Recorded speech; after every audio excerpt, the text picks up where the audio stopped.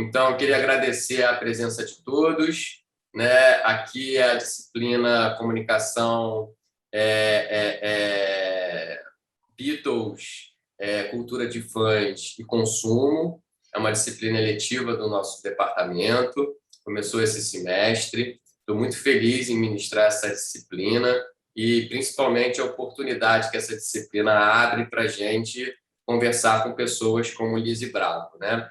Lizzy Bravo, ela é conhecida, né, mundialmente, inclusive é uma das poucas que tem o seu nome escrito, né, em um disco dos Beatles como crédito, né, que é o caso do Past Master. Geralmente os Beatles não davam esse tipo de crédito, né? Nem Eric Clapton tem isso, né, Lizzy? Né? Então a gente tem uma personagem que é conhecida mundialmente na história dos Beatles, mas também não é só isso, né, Lizzy? A Lizzy, ela é uma musicomaníaca, né? Porque ela não vive apenas desse passado Beatles, né? A Lizzy, ela foi casada, por exemplo, com o Zé Rodrigues, né? E ela é a Esperança de Óculos na famosa canção Casa do Campo, né? Ela viveu com aquela turma lá, tudo que são imaginário. Ela acompanhou, né, Milton Nascimento em várias turnês, né? Ela fez gravações com Zé Ramalho, enfim, a turma é grande. Se eu ficar falando É muita gente, é muita exatamente, gente. se eu falar toda a biografia, né, Lizzy, a gente vai ficar só falando da sua biografia, mas você realmente tem a música muito presente na sua vida, né? Não só pelos Beatles, é óbvio que essa disciplina é mais voltada aos Beatles, mas você tem aí a música muito presente, principalmente, com essa sua relação também com a MPB, com a música popular brasileira, com os nossos artistas que também nos são muito caros, né? Eu lembro quando criança, meu pai me chamava de entreguista porque eu ouvia Beatles, né? Só Beatles e Beatles e Beatles, e ouvia muito pouca música popular brasileira. Hoje eu já equilibrei essa balança. Mas vamos lá, então, pessoal, eu queria abrir a palavra agora para a Lizzy. Meu nome de verdade é Elizabeth. Eu nasci na Penha, no Rio de Janeiro, mas eu morava em Vaz Lobo. E com 3 anos eu fui morar na Venezuela, em Caracas, com meus pais e meu irmão. Fiquei lá 8 anos, ou seja, eu fui alfabetizada em espanhol, antes de português. Nós voltamos para o Brasil, eu tinha 12 anos. E eu fiquei muito assim fora de esquadro, porque na Venezuela a gente era criança, a gente brincava o tempo todo com os meninos, todo mundo. Eu cheguei aqui, as meninas da minha idade queriam fumar e namorar, que eram coisas assim, para mim, eram coisa de outro planeta. Agora, logo depois disso, no começo de 64, eu descobri os Beatles e, por conseguinte, um monte de amizades que perduram até hoje, a maioria delas. E isso faz parte do assunto que a gente vai discutir, que são os Beatles com os fãs, mas assim, então eu conheci.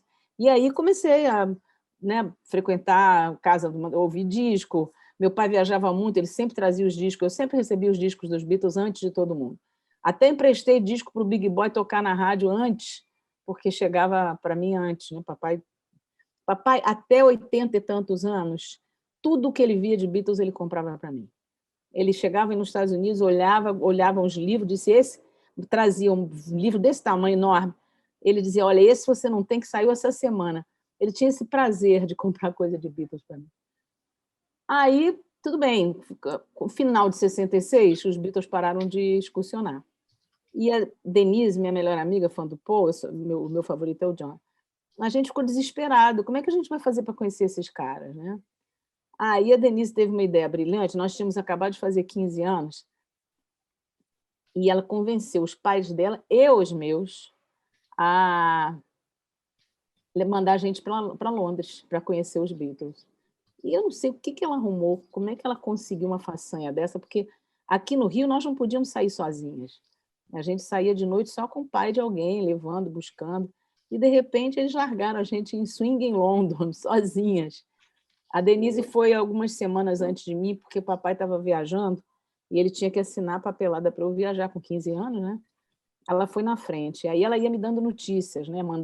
mandando o autógrafo do John pelo correio, com meu nome e tal. E aquilo tudo foi ficando real até que eu embarquei. Eu cheguei em Londres no dia 14 de fevereiro de 1967. Ela não deixou nem eu tomar banho, me arrastou para os estúdios, porque ela tinha visto eles entrando. Eles estavam gravando Sgt. Pepper. E aí, nesse dia que eu cheguei, com a roupa que eu estava quando eu saí do Brasil, eu vi o John, o Ringo, o Paul, o George e o Brian Epstein. E o Mal Evans também. Nesse dia, tudo ao mesmo tempo. O primeiro que saiu, a gente estava lá sentado esperando, e naquele dia não tinha nenhuma outra fã lá. Era tarde, as fãs ficavam mais cedo. Claro, as pessoas de 15 anos que moravam com os pais não podiam chegar em casa às 4 da manhã, né? A gente chegava porque nossos pais só vieram saber isso quando leram o meu livro há poucos anos atrás. Então,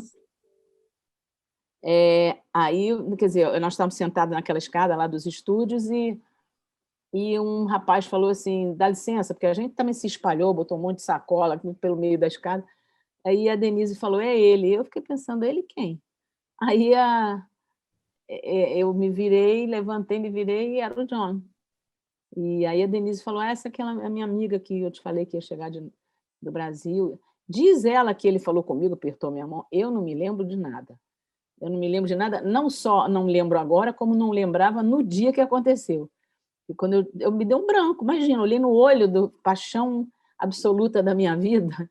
E, enfim, ele estava com o Ringo, aí a Denise me expulsou dali porque eu estava chorando muito. Aí o Mal Evans veio, me abraçou, falou, por que você está chorando tanto? Eu falei, eu tenho 15 anos, eu sou brasileira, eu cheguei hoje aqui e eu acabei de ver o John, estou muito emocionada. Aí ele falou, não chora não, amanhã o John está aqui de novo, você vê ele de novo, ele está aqui todo dia. Aí, tudo bem, aí foi assim, né? Aí eu passei a frequentar os estúdios, comecei a conhecer as fãs locais, né? As inglesas, tinha americana, tinha italiana, tinha alemã, mas a maioria era inglesa. E comecei a ir para lá todo dia, até que... uma opção de história, uma opção de coisas que aconteceram nesse meio tempo. Mas, dias antes de completar um ano que eu estava lá, eles estavam gravando num domingo, que é uma raridade, eles não costumavam gravar domingo, e o Paul saiu lá de dentro, e tinha pouca gente, né? O porteiro dele, nós éramos 9 ou 10 meninas, o porteiro deixou a gente ficar no corredor, dentro do estúdio, porque estava muito frio.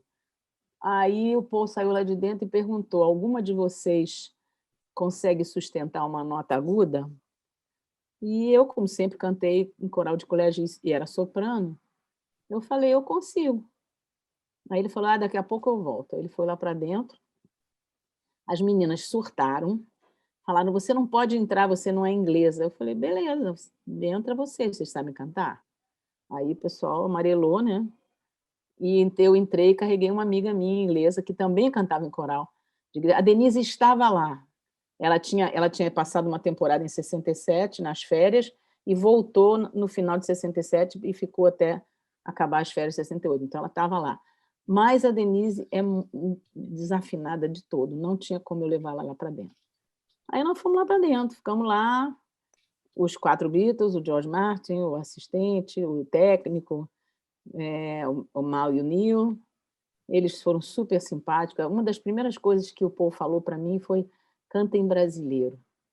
E eu fiquei com vergonha e não cantei. Até hoje eu tenho uma raiva disso. Ainda vou cantar uma bossa nova para aquele velho. Aí, imagina, também eu não posso me crucificar. Tinha John, Paul, George, Ringo, George Martin, tudo olhando para a minha cara. E eu ia cantar, vou te contar, os olhos já não podem... Eu estava em estado de choque. A sorte é que eu já via eles todos os dias há um ano. Então, eu não estava, nem eu nem a Gayle estávamos deslumbradas, assim. A gente estava tranquila. Eu acho que se a gente estivesse muito deslumbrada, eles tinham dispensado a gente. A gente estava tranquila, a gente, sabe, a gente estava aproveitando cada segundo de estar com eles, das palhaçadas que eles faziam, daquele ambiente todo, várias vezes que eles começavam a tocar jam, né, que se chama, né, um fala uma frase, o outro aí vira um rock. Isso aconteceu várias vezes. O Paul não podia ver não podia ver não podia ver a bateria sozinho, o Ringo, se o Ringo fosse ao banheiro, ferrou, né? Então foi isso, a gente ficou 2 horas e pouquinho lá dentro, e as pessoas falam sempre assim, não, a Liz é muito amiga dos Beatles, muito amiga do Graham, é uma amizade, é um negócio impressionante. A gente entrou no estúdio, ficamos uns 15 minutos, 20 minutos, passando a música e tal, o John e o Paul mostrando a música para a gente, aí eles foram jantar, e falaram, olha, vocês estão marcadas para as 8 da noite. Aí eles foram jantar e deixaram a gente do lado de fora, no frio, esperando eles voltarem. Quer dizer, eu trato meus amigos um pouquinho melhor do que isso, né? Mas tudo bem, é só para que as pessoas piram, né? Acham que só porque eu gravei com eles que eu era amiga íntima, assim, tipo, trocando o WhatsApp todo dia, né? Não era bem assim. Eles eram muito simpáticos, muito educados, tinham uma paciência de Jó com a gente. Mas, sabe, isso aí eu não considero isso amizade. Isso é ser fã privilegiada. Nosso grupo realmente, nós éramos fãs privilegiadas porque eles sabiam o nosso nome, eles nos davam atenção, mas daí a ser amigo, eu acho que é um outro passo. E aí, assim, assim, isso é assim, um resumo, né, muito rápido. Depois da gravação, eu ainda fiquei lá mais um ano, e também aconteceram várias coisas, que isso tudo eu relato, desde que eu vivi isso, naquela época, no meu diário, já dizia que eu ia gravar, que eu ia escrever um livro. E só que eu demorei um pouquinho, né? Isso aí era 67 e o livro saiu em 2015, porque foi muito difícil decidir como contar a história. E, finalmente, eu encontrei uma maneira que foi reproduzir os meus diários de adolescente. Reproduzir os meus diários, quer dizer, quem está contando a história é a menina de 15 anos, não é a Elizabeth de 70 anos, que é o que eu sou hoje. E então eu acho que isso deu um colorido ao livro, porque ele tem uma inocência, porque 15 anos em 67 é igual a 8 hoje em dia, né? Então, realmente, ele tem essa coisa de exagero, o John é maravilhosíssimo, eu andei milhões no quarteirão, sabe? Tudo é milhões, tudo é exagerado, mas... e foi difícil, hein? Porque eu datilografei todos os meus diários, datilografei porque foi há muito tempo, era datilografar mesmo. Olha lá o livro. E aí eu fui pensando, gente, isso aqui... Gente, será que eu vou contar isso aqui? Isso aqui eu tentei não cortar a monguice, entende? Porque aquilo faz parte, né, do momento, né, da idade que eu tinha na época. Então, eu lancei esse livro finalmente em dezembro de 2015. Foi uma aventura que o Rafael acompanhou bem. Você se lançar a fazer olha, eu estou tentando vender esse livro para editoras há mais de 20 anos. Ninguém quer. Ninguém quer, não quer. Teve uma mulher nos Estados Unidos, na HarperCollins, que é uma mega editora, que eu tinha traduzido alguns capítulos para ela poder ler em inglês, mandei até imprimir, tá? Ela, sem ler nada, ela falou assim para o meu advogado americano, ela se importa de ter um ghostwriter? Aí foi bom que eu não estava presente, né? Porque eu ia mandar ela para aquele lugar. Como é que eu, que estava lá, que sou fluente em inglês desde criança, que, modéstia à parte, gosto de escrever e sei que escrevo bem, por que eu vou dar essa história para um ghostwriter? Né? Coisa absurda. Lise, eu queria só fazer uma intervenção. Aqui Sim, está claro. seu livro, né? O seu livro, ele é maravilhoso, né? Para quem não conhece, né? Eu acho que vale a pena. Está na nossa bibliografia, tá, pessoal? Né? Ele possui as fotos, né? Porque a Lise, além de tudo, é uma grande fotógrafa. Então ele tem fotos que só ela são as fotos pessoais dela, né? Então isso não foi vinculado à imprensa, as pessoas não têm acesso a esse tipo de material. Olha o tipo de foto que você encontra nesse livro. E eu queria reforçar isso, da questão da escrita, porque você fez, como você falou, você fez questão, né, de fazer um trabalho autoral, né, reproduzindo lá os seus diários como se você fosse aquela menina de 15, 16 anos, 17 anos, né, no final. Então, isso difere muito também de outras publicações sobre os Beatles, que geralmente são feitas por pesquisadores, né, são feitos por... Né, a gente tem aí o exemplo do Mark Levinson, que talvez seja a maior entidade, Hunter Davis, que escreve sobre eles desde os anos 60. Né? Aqui no Brasil, a gente tem o pesquisador Ricardo Pugliali, também escrevendo sobre os Beatles. Né? E você não teve essa pretensão.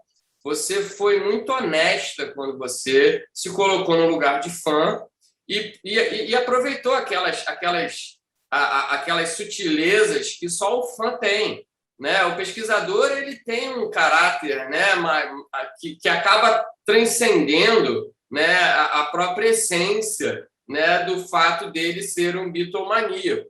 Né? Você não, você fez o trabalho ao contrário, você aproveitou a sua experiência de fã, né? Você aproveitou que você era apaixonada pelos Beatles, né? Principalmente pelo John, e quando você escreve a sua obra, você deixa isso muito explícito, que não tem uma pretensão, óbvio, você teve o cuidado, né, de fazer a cronologia, etc., mas você não tem essa pretensão de ser a pesquisadora. Você tem a pretensão de realmente passar para as pessoas, né, como você, fã, né, ali uma testemunha ocular da história, né, viveu aquela experiência que pouca gente viveu. Né? A gente pode considerar aí um grupo seleto, né? O George chama até lá na música Apple Scruffles, ele denomina lá vocês e cria aquela composição. Né? Aquilo foi um grupo seleto, realmente, de pessoas que tiveram essa oportunidade naquela época.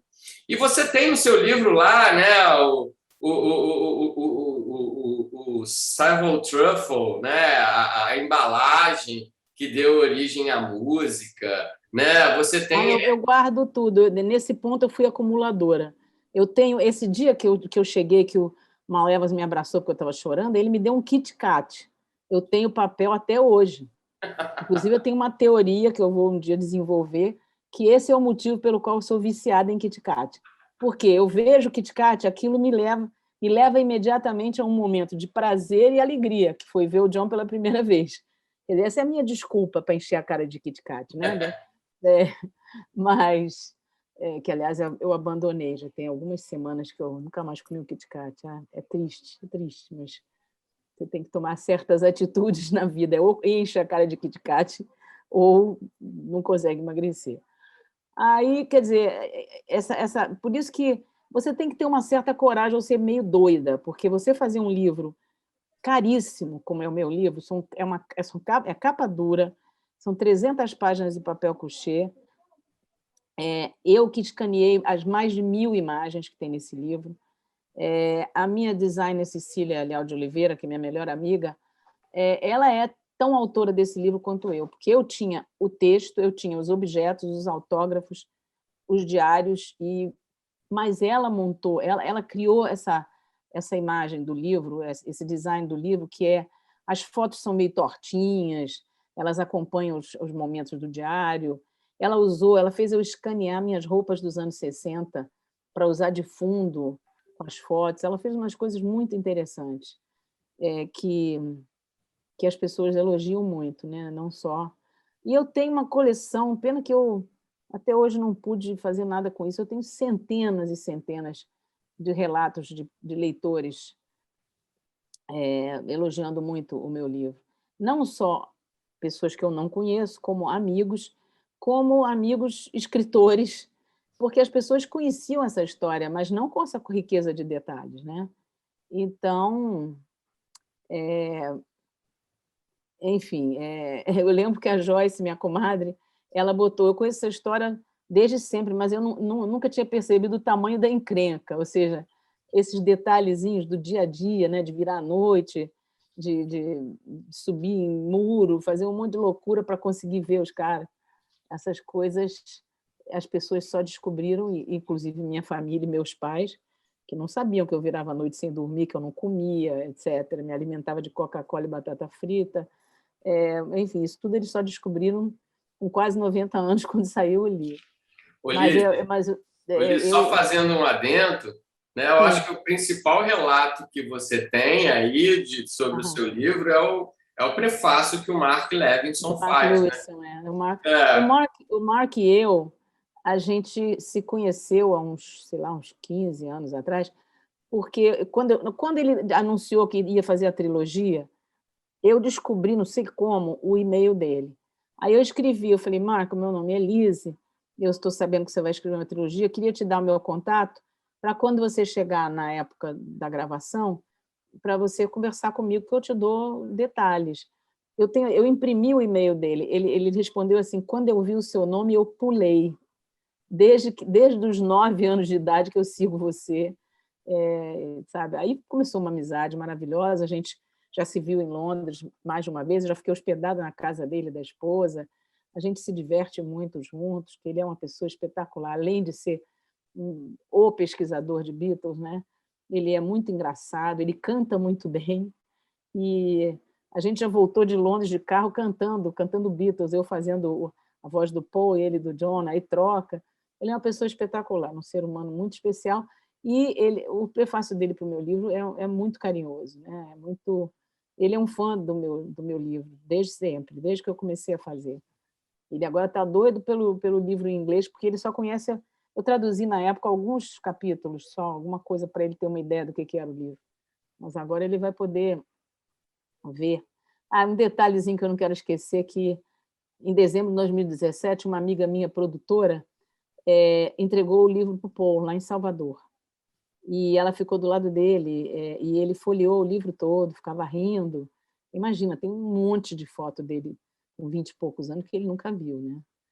E então fiquei feliz de saber que ele tem o meu livro. Vou tentar mandar alguém entregar para ele o livro em inglês, que aí é para eu ficar pagar mico de verdade, né? Porque por enquanto ele só viu as fotos. Aí eu vou poder pagar mico de verdade se ele tiver saco de ler. A última vez que eu vi o Paul, que eu falei com o Paul, foi no dia 14 de fevereiro de 1990. Eu lembro porque foi 14 de fevereiro a primeira vez que eu o vi, né, em 68. Eu fui nos Estados Unidos, eu morei 10 anos em Nova York, a uma coletiva de imprensa só para a imprensa brasileira, para lançar a ideia não, a realidade dele estar vindo para o Maracanã. Eu fui contratada como fotógrafa, mas quando chegou lá, eles não estavam admitindo fotógrafos. Mas como o pessoal, a secretária do Paul me conhecia, ela falou, Lise, deixa suas máquinas comigo e assiste a coletiva. Depois, o nosso fotógrafo vai fotografar e vai mandar para a gravadora no Brasil. Falei, beleza. Fiquei ouvindo, fiquei quieta, não falei nada, não perguntei nada. Podia ter perguntado coisas bem mais interessantes que os repórteres normais. Aí, quando acabou, eu era assim, a antepenúltima pessoa, né? Ele foi apertando a mão de cada pessoa. Quando chegou em mim, ele ficou segurando a minha mão e falou, por que eu me lembro de você? Aí eu falei, porque eu cantei contigo no mesmo microfone. Aí ele botou a mão na cabeça e falou, é mesmo, você estava lá em Abbey Road. Então tivemos um papinho curto que, por incrível que pareça, eu tenho gravado, porque eu tinha deixado o meu cassete, Walkman cassete, sei lá, gravando a coletiva e esqueci de desligar. Então, essa breve conversa nossa, eu falei, eu moro em Nova York, tenho uma filha. Na época, minha filha tinha 8 anos, agora ela estava fazendo 50. E eu tenho uma filha e... Não, ela tinha 8 anos, não, aí ela já tinha muito mais do que isso, sei lá. Enfim, eu sou ruim de matemática, ela nasceu em 71, isso aqui em 90. Eu falei que eu tinha uma filha e que eu era vocalista aqui no Brasil. E aí ele falou, tá vendo? Foi bom ter começado a cantar com a gente. Aí, enfim, foi uma conversa breve, mas muito agradável. Aí, bom, voltando a falar sobre fãs. Esse grupo de pessoas que eu conheci lá, né, tem pessoas de vários países, né? Tem pessoas de vários países e muitos de nós mantêm amizade até hoje. E isso forma famílias, né? o lance o adolescente tem aquela ânsia de pertencer a algum lugar. E a bitomania, assim como outros fãs de outros conjuntos, mas a bitomania, no meu caso, foi o que eu experimentei, ela faz você criar um elo para sempre, né, com as pessoas. Isso foi uma coisa que eu percebi muito bem quando a gente morou. Eu morei 10 anos em Nova York, cheguei lá com a minha filha, ela tinha 12 anos, e ela estava para começar a escola, né? E ela estava preocupada, ela falou, as pessoas não vão gostar de mim porque eu não falo inglês fluente. Ela tinha feito curso de inglês aqui durante anos, mas não era fluente. Aí eu tive uma ideia brilhante. Ela era fã do Duran Duran doente, adorava o Duran Duran. No dia antes de começarem as aulas, eu fui com ela na rua, numa loja, comprei um chapéu igual ao do John Taylor, que era o favorito dela, e uma camiseta do Duran Duran. Aí eu peguei o carro, levei ela para a porta da escola. Quando ela estava muito receosa, né, de não ser aceita, no que eu abriu a porta do carro e ela saltou de camiseta de Duran Duran e chapéu de John Taylor, voaram várias meninas em cima dela e falaram, você é Durane, fica aqui com a gente, não sei o quê. Ou seja, o fato de pertencer a o planeta onde as pessoas gostam de Duran Duran proporcionou para ela uma identidade imediata. Eu acho que isso é uma coisa que é muito forte também no fã, independente de você gostar da música, de você admirar como pessoa, mas você gostar de alguma coisa e se dedicar a ela te faz imediatamente parte de um grupo, né? E eu acho que o adolescente procura muito isso, esse pertencimento, né?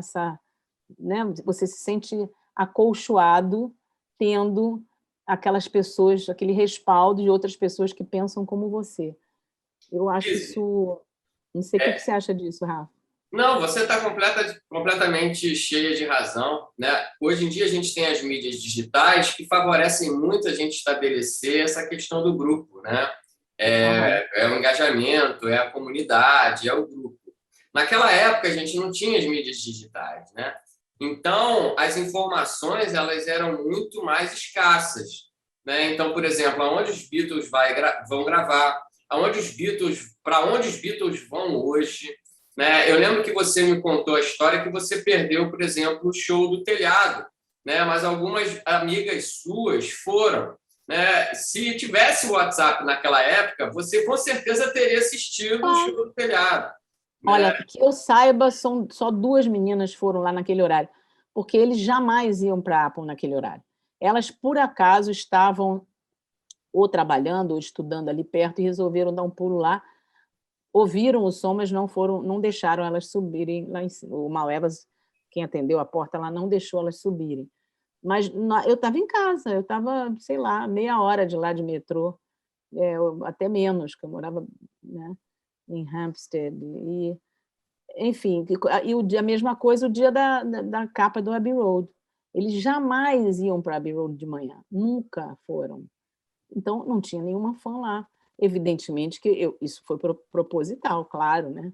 Se eles fizessem a fotografia de tarde, ia ter uma galera, 30 pessoas, 20, 30, até mais, dependendo da época do ano.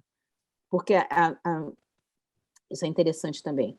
As pessoas que iam todo dia eram, evidentemente, as pessoas que moravam lá.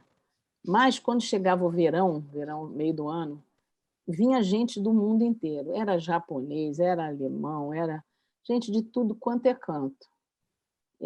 Menos do Brasil, engraçado, né? No Brasil não vinha gente, não. Só vieram 3 amigas minhas, Paula, Nícia... 3 amigas minhas, por acaso, incluíram Londres no seu roteiro de férias. Mas, assim, aquele estacionamento ali dos estúdios ficava entupido de gente, era uma doideira. E para nós que estávamos acostumados com aquela moleza de ver eles quase todo dia, e eles parando e falando com a gente, isso aí nessa época era impossível, porque eles encostavam o carro na escada já e saíam correndo, porque era muita gente, era gente querendo puxar o cabelo, a gente querendo cortar. Teve uma menina uma vez que estava com a tesoura para tirar um pedaço do cabelo do Paul. Nem me lembro se ela conseguiu ou não, mas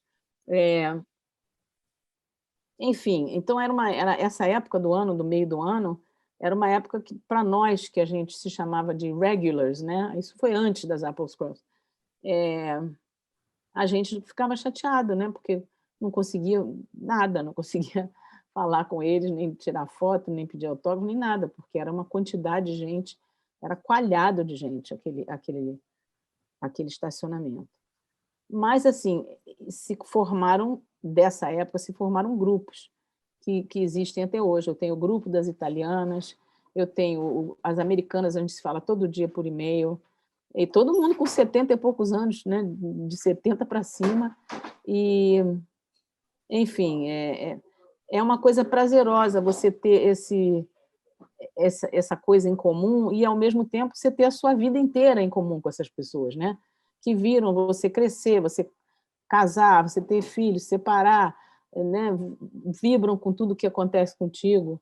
Então, é isso que eu acho que a Beatlemania certamente faz isso, e claro que muitas outras bandas devem ter seguidores tão ávidos quanto nós, mas isso eu acho que é uma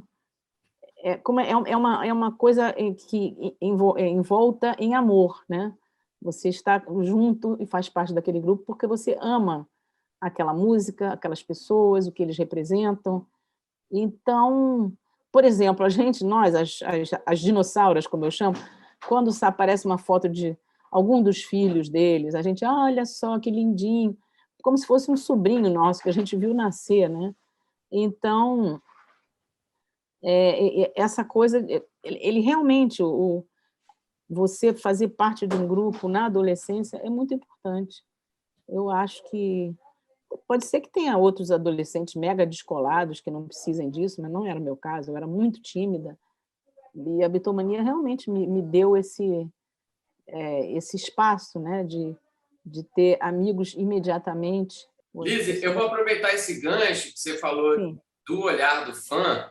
Agora, como é que os Beatles, tirando essa parte do verão, obviamente, como é que os Beatles lidavam no day by day com vocês? Qual era a relação? Porque isso é quase inimaginável hoje em dia, né? Quando você pega uma banda, quando você pega um personagem desses hoje, mega star, né? Eles são praticamente inacessíveis, né? Blindados, né?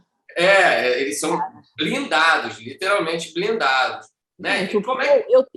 eu tento, desculpe te interromper, eu tento falar com o Paul desde aquele dia 14 de fevereiro de 1990, nunca mais consegui. Já desisti há muito tempo, porque ele é blindado. Eu já mandei bilhete, já mandei carta, já mandei não só para ele, para o empresário, para o produtor, para não sei quem. Agora, tenho amigos lá de Liverpool que me dizem que o Paul nunca recebeu um bilhete meu. Eles têm a mais absoluta certeza que o bilhete é interceptado no meio do caminho. Porque, ao longo dos anos, ele demonstrou, através de outras pessoas que me deram recado, de ter ou seja, de me ver com bons olhos, né? O Paul era dos Beatles, o Paul era o meu amigo, entre aspas, se é que eu posso falar isso, porque ele conversava comigo, ele me perguntava pela minha mãe, ele me perguntava como é que eu podia ser brasileira, ter sotaque de Oxford, ele me perguntava sobre o Brasil, enfim, a gente conversava. O John, infelizmente, como eu era apaixonada por ele, eu gaguejava, eu tinha umas frases feitas assim que eu repetia, como vai a gravação? E o disco está quase pronto? Como vai o Julian? Eu tinha umas frases feitas, que era o máximo que eu conseguia articular diante de tamanha paixão, né? E os outros também, com o George e Ringo, eu também falava normalmente. Mas o Paul, a gente estabeleceu ele conversava, às vezes ele ia me contar, porque era uma confusão, o Paul morava em Londres, os outros moravam fora de Londres, a casa do Paul vivia entupida de gente na porta, a gente fazia a maior zona, isso eu tenho que confessar. A gente ria pra caramba, os vizinhos deixavam ele louco, ligavam toda hora, ele tinha que chamar a polícia, aí a polícia vinha, dizia, gente, não pode ficar em pé aqui, a gente fala, tudo bem, a gente dava a volta no quarteirão e voltava. Eu vi que eu estava numa situação complicada quando o polícia me chamou pelo nome. Aí eu falei, mas seu guarda, eu vim do Brasil para ver o John, eu tenho que ficar aqui, ele está lá dentro. O guarda não entendeu. Tem a famosa história que o Paul te emprestou o gravador, né, Alice? Essa história é boa. Não, eu arrumei um curso para fazer no último ano que eu estava lá, em 69, de literatura inglesa e francês. Só que, em vez de eu pegar uma escola, eu morava a 2 pontos de metrô de Abbey Road. Em vez de eu pegar uma escola em frente à minha casa, eu peguei uma escola perto de Abbey Road. Claro que era uma desculpa para, quando acabasse a aula, eu andar até lá. E esse dia acabou a aula, eu andei até lá, não tinha nada acontecendo, não tinha nenhum fã, nada. Mas eu olhei para o outro lado da rua e vinha o Paul a pé, com a caixa do baixo. Vinha o Paul andava, não sei se ele ainda andava assim, ó, tum, tum, tum, que nem como se tivesse um molejo. Aí eu fiquei parada ali esperando ele chegar. Ele chegou, me cumprimentou, botou o baixo no chão, pegou meus livros e cadernos para folhear, para ver se eu estava estudando mesmo, e perguntou, cadê a Denise? Aí eu falei, a Denise está lá no Brasil, está na faculdade, na escola, não sei se ela já estava na faculdade, está na escola. Eu falei, pois é, eu até recebi uma fita cassete dos amigos lá do Rio, conversando comigo, mas eu não consigo ouvir, porque eu já liguei para todo mundo, ninguém tem gravador cassete. Gravador cassete era uma novidade na época, e uma coisa muito cara. Aí ele falou, eu tenho, vai lá em casa que eu te empresto. Aí tudo bem. No dia seguinte, sei lá, eu fui lá na casa dele, toquei a campainha, as meninas que estavam na porta, minhas amigas, falaram, você está maluca que você está tocando a campainha? Eu falei, calma, já vou explicar. Aí a empregada, a housekeeper dele, a Rose, falou, quem é? Eu falei, Liz, na mesma hora ela apertou aquele botão eletrônico e eu entrei. O Paul estava me esperando naquelas, acho que são 3 degrauzinhos que tem ali em Cavendish, na casa dele, né? Ele estava me esperando no último degrau, sorridente. Eu levei uma manchete do Rio de Janeiro para ele, a revista Manchete. Aí ele falou, entra aí, não sei o quê. Ele foi me guiando pelo corredor e eu queria poder olhar tudo, né? Reparar nos mínimos detalhes, mas ia ser esquisito, né? Então, eu andei assim como se fosse normal, tá entrando na casa do meu carro normal, totalmente normal. Aí ele me levou para a sala de estar, que é no fundo da casa, que dá para um jardim enorme que ele tem, né? Aí ele me mostrou, pegou o gravador, me mostrou como é que funcionava, só que ele disse que as pilhas estavam bichadas. Aí ele até fez uma piadinha assim que, na verdade, ele estava me emprestando o gravador para eu comprar pilha nova. Para quem? Vocês todos são muito jovens, naquela época, coisas portáteis não tinham tomada, só tinham pilha. E as pilhas eram aquelas pilhas D, não sei o quê, aquela enorme, uma pilha desse tamanho. No caso desse gravador, acho que ele tinha 6 pilhas, quer dizer, era um peso.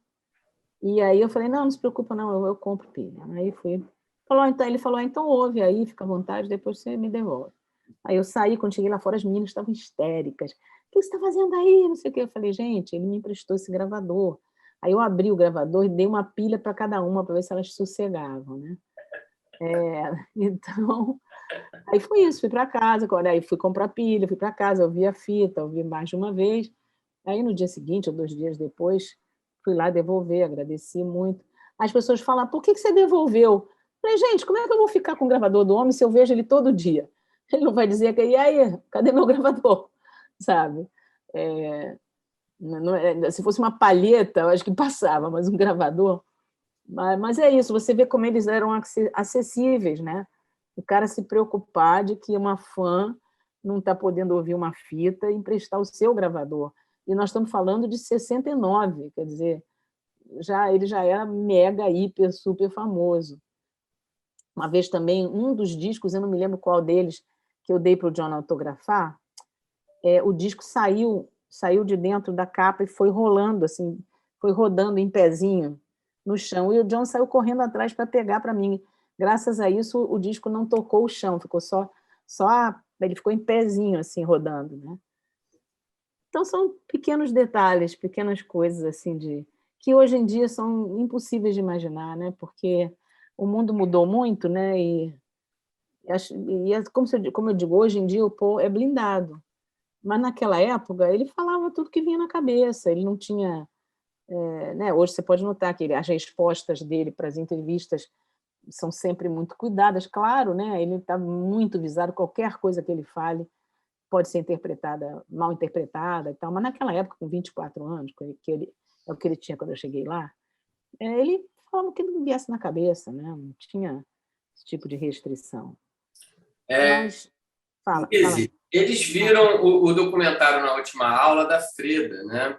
Você fazia, obviamente, parte lá daquele fã-clube, né? Sim. E você chegou a conhecer a Freda? Sim, eu fui a Liverpool 2 vezes, em 67 e em 68. E numa dessas vezes eu fui lá no fã-clube e conheci a Frida. Assim, conheci naquele, não foi assim um longo papo, nem ficamos amigas, não, mas conheci a Frida. E aquele documentário é adorável, né? Eu gosto muito, ele é muito legal. E foi uma sorte ter ido a Liverpool naquela época, porque a Liverpool daquela época não tinha uma só palavra escrito Beatles, nada. Era uma cidade igual à cidade onde eles cresceram. Era escuro, feioso, e eu fui no Cavern original. Você descer aquelas escadas, realmente dá para arrepiar da cabeça aos pés. Eu assisti 2 shows lá nesse dia, em 68. E eu escrevi no alto do portal, eu escrevi John and Lizzie are together across the universe. Botei lá bem grande. Mas assistir show lá, você fica olhando em volta e tentando imaginar o que era. Né? Há tão poucos anos atrás, eu estou falando de 68, né? Há tão pouco tempo atrás, o que estava acontecendo ali, né? Agora, o que eles fizeram com o Cavern, gente, eu vou te falar, parece coisa de brasileiro, né? Derrubar o Cavern para fazer um estacionamento, pelo amor de Deus. Tanto que as pessoas... Eu nunca mais fui a Liverpool. Eu não conheço a Beatle Disney, que é Liverpool hoje em dia, não conheço. Mas eu não consigo achar que eu vou ficar muito emocionada de entrar no Cavern, porque, para mim, aquilo ali não é o Cavern, né?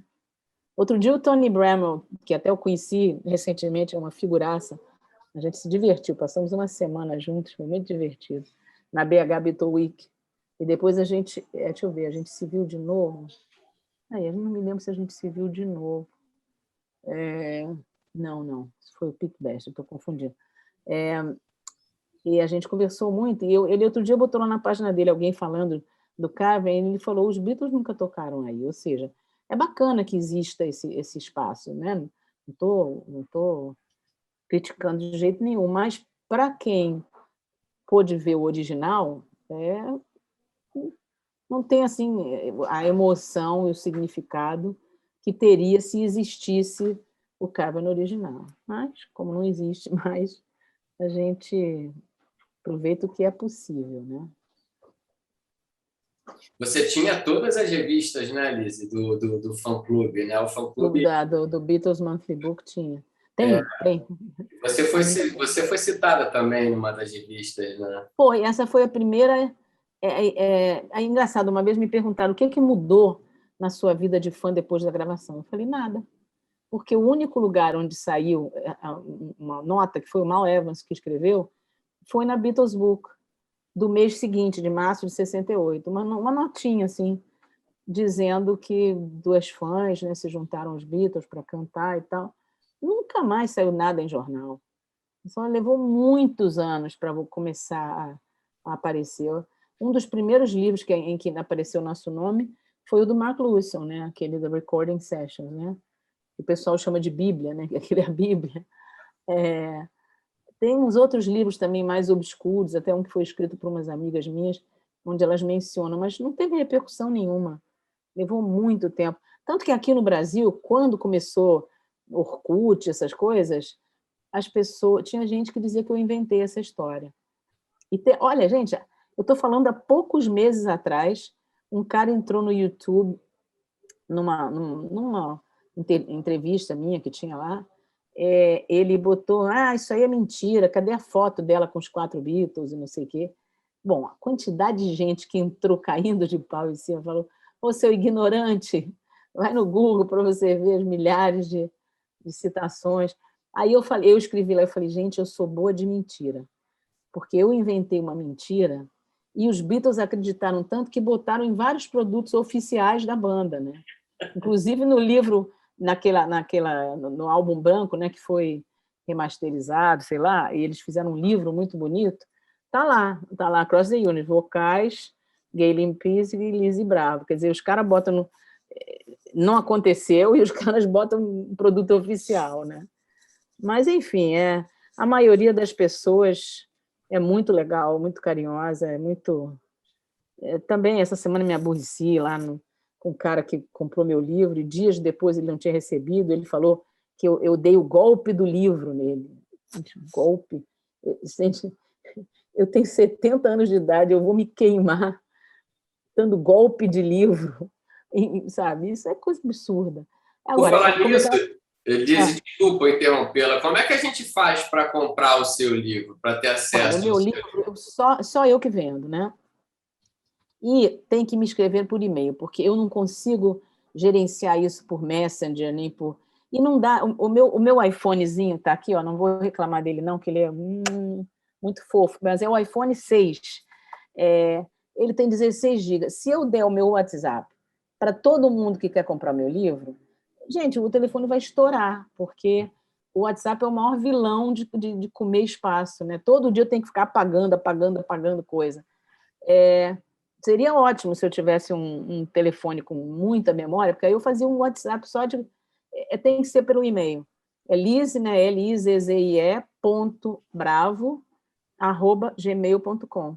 Eu faço tudo por ali. A pessoa me escreve, eu mando o preço, quanto é, com frete. Meu irmão acabou de chegar do correio, ele foi para mim, levou um monte de livro. Voltando ao assunto de fazer um livro independente, eu cheguei à conclusão, depois que essa mulher falou que se eu queria um ghostwriter, eu falei, cara, não vai dar, eu vou ter que fazer isso sozinha.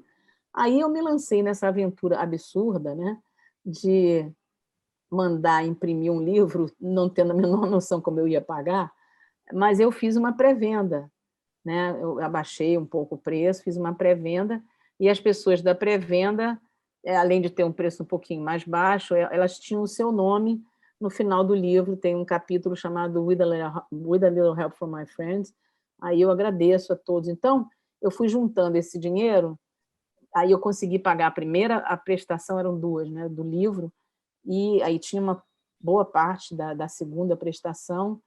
Aí, quando o livro estava para chegar, me liga minha neta, eu tenho uma neta de 28 anos, que é do Cirque du Soleil, ela está sempre viajando.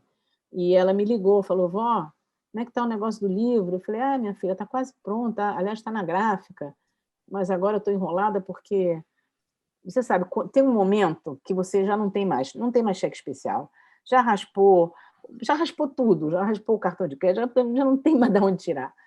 Aí eu falei, minha filha, mas está faltando uma grana, não sei como é que eu vou fazer. Aí ela falou, vó, mas é quanto? Eu falei, filha, são 7.000 reais. Ela falou, estou passando para a tua conta do Bradesco agora. Ela estava não sei em que país lá.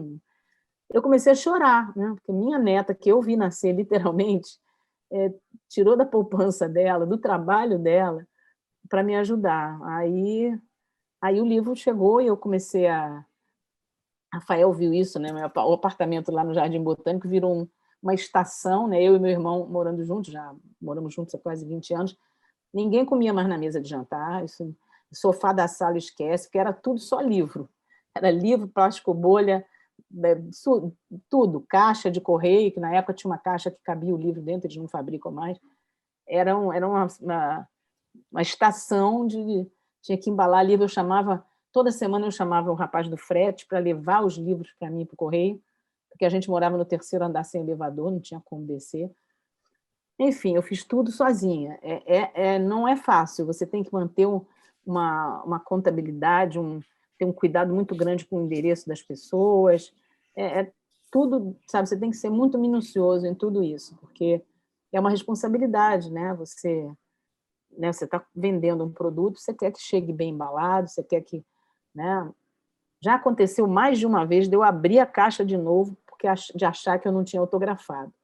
Às vezes era mentira, mas às vezes você não pode se distrair. Se você está aqui autografando o livro e alguém te chama para perguntar, a senhora quer que faça feijão? Pronto, a cabeça tem que abrir tudo de novo para ver se você autografou.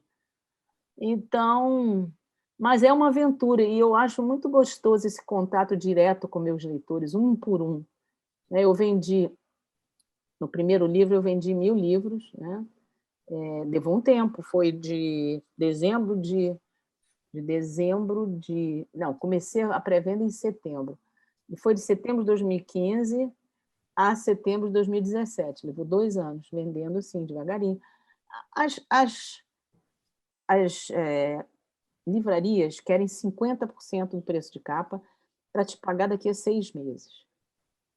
Por exemplo, eu tinha que pagar minha neta de volta. Como é que eu vou dizer para ela, tá bom, minha filha, então tá, você me emprestou 7.000 reais, mas eu vou te pagar aos poucos, começando daqui a 6 meses. Não rola, né? Não dá. Então, eu fico impressionada, sabe, porque eu levei esse livro, na época, a boneca do livro, para o vendedor da Livraria Cultura, lá no centro da cidade. O cara pirou, ele falou, não existe, esse livro não tem concorrente, e realmente ele não tem. Não, existem milhões de livros sobre os Beatles, mas com esse enfoque de o relato de uma fã, isso não tem. E ainda mais com 200, um pouco mais de 200 fotos inéditas, também não tem. Então, eu fico impressionada de nenhuma editora achar que isso é um bom produto, né? Inclusive as editoras lá de fora, né? Então, quer dizer, dá trabalho? Dá muito. Você trabalha até 10 horas da noite, você tem que ficar muito, muito esperta para não... Sabe, eu tomo muito cuidado com os endereços, com tudo, deixar tudo muito bem para não haver problema, mas eu acho uma pena que nenhuma editora tenha se interessado, principalmente pelo lado da distribuição, né? Porque, claro que se... o Pugelli vendeu muitos livros daquele... O segundo livro dele, de Beatles, vendeu muitos. Por quê? Porque era da de Ouro, né? Eu não me lembro quanto que vendeu, mas foi uma quantidade enorme. Tendo uma editora por trás, tem todo um esquema de divulgação. Eu lembro que o meu falecido tio, um dos meus tios, meu padrinho, ele dizia para mim assim, escreve logo esse livro, que daqui a pouco as pessoas não vão mais se interessar pelos Beatles. E o interessante é que eu acho que eles hoje são muito mais famosos do que eles eram naquela época, né? Porque eles, por causa da internet, eles chegam, né? O cara lá do Polo Norte, né? Sai um disco aquele, ele abre o Spotify e ouve. Então, Beatles só... Você vê pelos produtos que eles lançam, né, cara? Você viu a caixa do All Things Must Pass? $1.000. A modelo deluxe especial. Nossa Senhora, aquilo é um... Mas eu vou falar, Lizzy, deixa eu falar para você desse disco tá. aqui, Claro. porque esse disco, foi 20 anos depois da Beatlemania que eu comecei a ouvir Beatles, 1984. E ele foi lançado esse promocional, né, que você participa. Eu queria que você contasse, porque esse é um momento muito simbólico também na minha vida como Beatlemaníaco, né? Eu tinha esse disco, você fez autografou de maneira muito carinhosa e gentil na época, né? A gente estava se conhecendo nesse período, né? Por causa do finado Lula, nosso ícone, né? Sim. Então, eu queria que você falasse um pouco desse promocional que foi lançado na época, por favor. Pois é, nessa época, durante muitos anos, as gravadoras locais podiam lançar o produto que quisessem dos Beatles, né? Uma coisa que mudou radicalmente pouco tempo depois. Isso aí foi uma campanha para divulgar os 20 anos dos Beatles. Então, na época, a Chiquinha Burnier, já é falecida há muito tempo, ela era a diretora da parte internacional. E ela era muito minha amiga. E ela me disse, Lizzy, você contaria a sua história no estúdio para a gente fazer um promocional? Eu falei, claro. Aí eu fui lá para o estúdio da EMI, daqui no Brasil, era ali na Mena Barreto, um estúdio enorme. Eu contei a história e o disco saiu. De um lado tem aquele Beatles Movie Medley, né? São umas músicas que entraram em filmes. E aí, e do outro lado sou eu contando a minha história. E eles fizeram muito poucas cópias, eu nem me lembro quantas foram, mas eram muito poucas cópias. só foi distribuído para rádios. Eles me deram uma caixa na época, eu acho que tinha 50 LPs. Eu mandei pelo correio para todos os fã-clubes de Beatles do Brasil que eu conheci, os mais remotos, entende? Não foi assim o mais famoso, não. Eu mandei para todos os que eu conhecia. E hoje em dia eu só tenho um desse disco. Até um tempo atrás eu tinha mais de um. Não sei o que foi, não me lembro o que eu fiz com os últimos, mas eu tenho um dele. E realmente virou um item de colecionador, né? Porque depois disso, muito pouco tempo depois, já não se podia fazer produtos à vontade, como se fez aqui no Brasil bastante, né? Eu acho que durou mais tempo, né? Acho que nos anos 90 ainda tinha promocional só daqui, não tinha, Rafa? Promocional dos Estados Em Unidos. 88 eles unificaram a discografia mundial dos Beatles. Tá. 88, quando eles lançaram o CD, aí acabou essa possibilidade das Essa gravadoras. farra, né? Exatamente. Era literalmente uma farra, mas sadia para os colecionadores, ou não sadia para a família dos colecionadores, né? É verdade. Pessoal, eu queria encerrar aqui a fala da Lise para a gente poder abrir para as perguntas. Eu agradeço muito a presença, né? Eu sei que tem muita gente aí com muitas perguntas para serem feitas, então eu queria oficialmente aqui encerrar a fala da Lise e dar a oportunidade para vocês aí agora abrirem o microfone e fazerem as perguntas. E agradeço muito, Lise, pela sua gentileza. Imagina, um prazer. Você sempre foi muito gentil, muito obrigado. Eu acho que o pessoal amou aqui. A gente vai divulgar essa palestra no YouTube também, vai ficar lá eternizada. E muito obrigado, Liz. Muito obrigado mesmo. Eu que agradeço, querido. Sempre um prazer.